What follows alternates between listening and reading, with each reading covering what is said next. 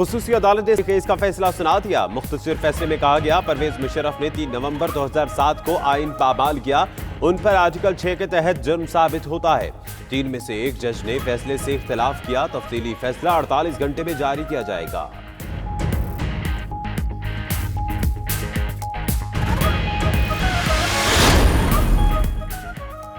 परवेज मुशर्रफ का केस बड़ा वाज़ेह केस था। चीफ जस्टिस आसिफ सईद खोसा की सहाफियों से गैर रस्मी गुफ्तगू ज़राए के मुताबिक चीफ जस्टिस ने कहा कि परवेज मुशर्रफ को मुतादिद मौके दिए गए, मगर वो तूल चाहते थे। ताख़ीरी हरबे के बावजूद केस को मंतकी अंजाम तक पहुंचाया। हम अगर जल्दी ना करते तो मामला कई सालों तक चलता रहता। मुद्दत मुलाजमत में तोसी केस को मेरिट पर सुना, ऐसा फैसला दिया मुस्तकबिल में हमेशा के लिए मामला मुतय्यन हो जाए। इमरान खान ने कानून की खिलाफ वर्जी की हमेशा मुखालिफत की। फिरदौस आशिक का कहना है, हुकूमत सिर्फ ये चाहती है कानून और इंसाफ के तकाज़े पूरे हों। अफवाज पाकिस्तान की जमहूरियत पसंद सोच को कौम खराज तहज़ीम पेश करती है। अनवर मंसूर ने कहा, मुशर्रफ के केस के तफसीली फैसले तक हुकूमत फैसला नहीं कर सकती कि आगे क्या करना है। अगर कोई खिलाफ वर्जी हुई है तो सजा मिलनी चाहिए, लेकिन फेयर ट्रायल नजर आना चाहिए।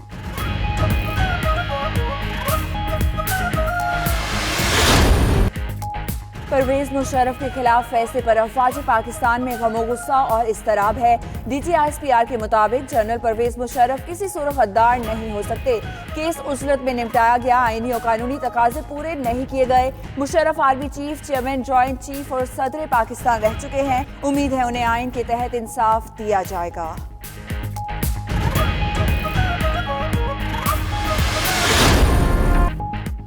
मुशर्रफ के वकील ने का फैसला मुस्तरद कर दिया। अपील दायर करने का ऐलान। सलमान सफदर और दीगर ने कहा, वहमो गुमा में भी ना था कि अदालत आज फैसला सुना देगी।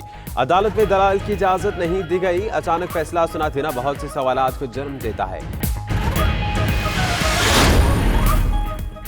ऑपोजिशन जमातों का संगीन गद्दारी केस के फैसले का खैर मकदम बिलावल भुट्टो ने कहा, अदालत ने तारीखी फैसला दिया। जमहूरियत बेहतरीन इंतकाम है।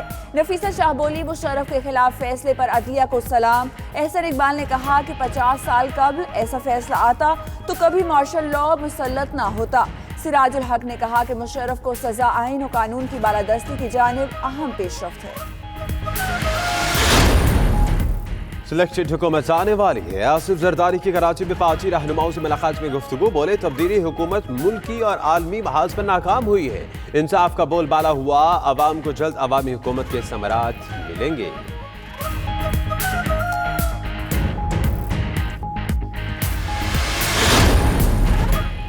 लाहौर समेत मुख्तलिफ इलाकों में धुंध का राज हद निगाह इंतहाई कम। रास्ते खो से गए गुजरात, गुजरावाला, मुरीद के शेखुपुरा, शरकपुर शरीफ, पत्तों की, चीजावतनी, चिश्तिया, कसूर में शदीद धुंध। मोटरवे के मुख्तलिफ सेक्शन बंद। कौमी शाहराह पर भी धुंध के बाइस ट्रैफिक की रवानी मुतासिर है।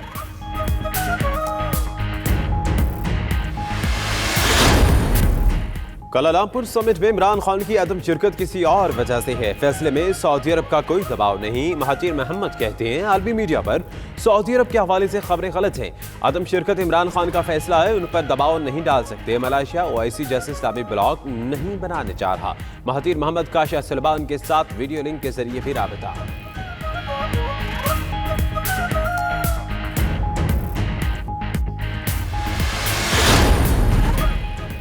अमरीकी सदर डोनाल्ड ट्रंप का ऐवान नुमाइंदगान की स्पीकर नैंसी पेलोसी को खत। हाउस स्पीकर को 6 सफ़ों पर मुश्तमिल भेजे गए खत में ट्रंप का कहना है कि उनके खिलाफ कोई कार्रवाई नहीं की गई। मुखालिफ डेमोक्रेट्स और अमरीकी इंतखाबात में मुदाखलत कर रहे हैं और आइन तोड़ रहे हैं।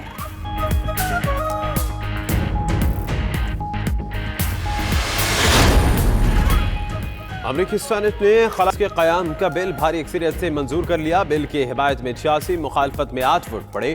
क़याम के लिए $738 बिलियन की खची रकम जारी की जाएगी। हतमी मंजूरी के लिए बिल अमरीकी सदर को भिजवा दिया गया, जो पहले ही इस पर जल्द दस्तखत का वादा कर चुके।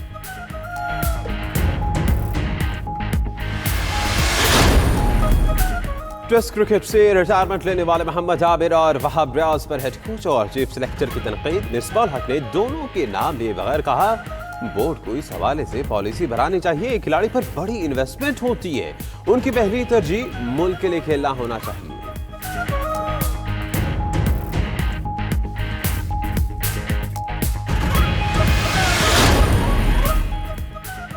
टेस्ट के लिए कराची में मौजूद श्रीलंकन टीम की खूब खातर तवाज़ो। मेहमान खिलाड़ियों ने साहिल पर 2 दरिया के रेस्टोरेंट में डिनर किया।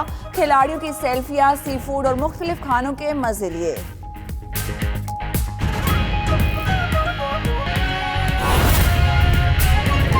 92 न्यूज़ की खबर की तस्दीक हो गई। वज़ीर आज़म इमरान खान का दौरा मलेशिया मनसूख कर दिया गया है। वज़ीर आज़म का दौरा मलेशिया मनसूख कर दिया गया, दफ्तर ख़ारजा के ज़राए का ये बताना है। 92 न्यूज़ ने 2 रोज़ कबल ही बता दिया था कि वज़ीर आज़म के दौरा मलेशिया के इम्कानात कम हो गए हैं। इसी पर बात करेंगे। ब्यूरो चीफ इस्लामाबाद सुहेल इकबाल भट्टी हमारे साथ मौजूद हैं। सुहेल इकबाल भट्टी, कहिएगा, 92 न्यूज़ ने 2 रोज़ कबल ही बता दिया था, जिस वक्त वज़ीर आज़म पाकिस्तान सऊदी अरब से वापस लौटे थे, कि अब KL समिट में जो शमूलियत है वो वज़ीर आज़म इमरान खान खुद नहीं करेंगे, कोई नुमाइंदा भेजा जा सकता है। तस्दीक हो गई? जी बिल्कुल, रोजनामा 92 न्यूज़ और 92 न्यूज़ की जानिब से 2 रोज कबल ये खबर ब्रेक कर दी गई थी कि वज़ीर आज़म इमरान खान मलेशियन समिट में शिरकत नहीं करेंगे। अगरचे कि उस वक्त वजारत खारजा से और बिलखुसूस इस मामले की हवाले से मौक़िफ़ जानने की कोशिश की गई थी, लेकिन वहाँ पर इस मामले के ऊपर दो टोक अंदाज में कोई मौक़िफ़ नहीं अपनाया गया था। लेकिन अब अल्टीमेटली दफ्तर खारजा के मुतबिर ज़राए ने इस बात की तस्दीक की है कि वज़ीर आज़म इमरान खान ने दौरे मलेशिया शुरू कर दिया। इस सिलसिले के अंदर वज़ीर आज़म ने Malaysian prime minister Mahathir Mohamad को भी इस हवाले से आगाह किया है कि अपनी कुछ मसरूफियात की बाइस वो इसमें शिरकत नहीं कर सकते, और उन्होंने सारी सूरत हाल के ऊपर उन्हें भी एतमाद में लिया है।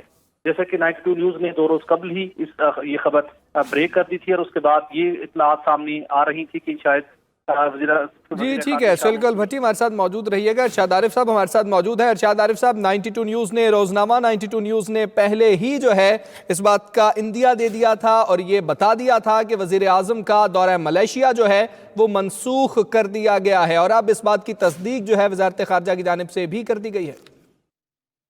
जी बिल्कुल, वो हमारी खबर दुरुस्त थी। हमारे ज़राए जो थे मुसद्दक़ा थे, और उसकी वजह ये थी कि जब सऊदी अरब के दौरे पर प्राइम मिनिस्टर इमरान खान गए हैं तो सऊदी अरब ने अपने तहफ़्फ़ुज़ात का इजहार किया, और मैं समझता हूँ कि इसमें इमरान खान साहब की तरफ से, तैयब अर्दोग़ान की तरफ से और महातिर मोहम्मद से एक गलती भी हुई। जब आप एक आलमी इस्लाम के बुनियादी मसाइल के हवाले से एक कॉन्फ्रेंस करना चाह रहे हैं आला सतही किस्म की, और उसमें सऊदी अरब को एतमाद में नहीं लिया जाता। दावत तो उनको दी गई, लेकिन जो इब्तदाई मुशावरत थी उसमें शरीक भी नहीं किया गया, और उसके बाद कतर को दावत दे दी गई। तो ये इस बात का लिहाज नहीं रखा गया कि सऊदी अरब की आलम अरब में, आलम इस्लाम में क्या अहमियत है। अगरचे इसमें कोई शक नहीं कि इस वक्त क़यादत जो है वो अरब खो रहे हैं आलम इस्लाम की, और वो क़यादत अजम को मुंतकिल हो चुकी है, हो नहीं रही बल्कि हो चुकी है। महातिर मोहम्मद, तैयब अर्दोग़ान और आहिस्ता आहिस्ता इमरान खान जो हैं उस क़यादत को अपने हाथ में ले रहे हैं, वही आलम इस्लाम के मसाइल उठा रहे हैं। देखिए, कश्मीर का इशू हो, सऊदी अरब ने उसमें कोई ख़ास मौक़िफ़ अख्तियार नहीं किया जो जुरतमंदाना हो, जो कश्मीरी अवाम के ज़ख्म पर मरहम रख सके। खाकों का मामला हो, उसमें सऊदी अरब जो तौहीन आमेज़ खाके हैं, सऊदी अरब का जो मौक़िफ़ था वो उस तरह से नहीं था जिस तरह तैयब अर्दोग़ान का था या इमरान खान का रहा है। और भी बहुत सारे मसाइल हैं जिसमें OIC बिल्कुल उसमें मुअत्तल बन चुकी है। हालांकि सऊदी अरब चाहे तो उसको एक्टिवेट किया जा सकता है, फ़ाल किया जा सकता है। तो लेकिन मैं समझता हूँ कि पाकिस्तान के लिए एक बहुत मुश्किल फ़ैसला था कि क्या वो सऊदी अरब के साथ खड़ा हो, सऊदी अरब के तहफ़्फ़ुज़ात को अहमियत दे या अपनी कमिटमेंट निभाए। मैं समझता हूँ इमरान खान से जो गलती हुई है वो ये है कि मुशावरत के मरहले पर ही महातिर मोहम्मद को और तैयब अर्दोग़ान को ये बावर कराने की ज़रूरत थी कि हमारे जो सऊदी अरब से ताल्लुकात हैं और सऊदी अरब की जो अहमियत है ख़ित्ते में और आलम इस्लाम में, उसको हम किसी सूरत नज़रअंदाज नहीं कर सकते। और अगर हमें ये फैसला करना पड़े कि सऊदी अरब और मलेशिया में से या सऊदी अरब तुर्की में से किसका साथ देना है, तो हम फिर जाहिर बात है हमारी कुछ मजबूरियाँ हैं, मालियाती मजबूरियाँ हैं, माशी मजबूरियाँ हैं, हमें सऊदी अरब को नाराज़ नहीं करना है। तो ये अगर इब्तदा में ही वजाहत कर दी जाती तो सूरत हाल शायद ये ना होती कि हमें एक एम्बेरसमेंट होती। और मैं समझता हूँ ये फैसला जो है बामरे मजबूरी किया गया है, नज़रिया ज़रूरत के तहत किया गया है, जो कि आलम इस्लाम के तनाजुर में अगर देखा जाए तो ये दुरुस्त फैसला नहीं है, लेकिन पाकिस्तान के मखसूस हालात की रोशनी में देखा जाए तो ये दुरुस्त फैसला है। काश के एक बार फिर इमरान खान साहब स्विट्जरलैंड से वापसी पर निकलें, सऊदी अरब को, महातिर मोहम्मद जी को ठीक है।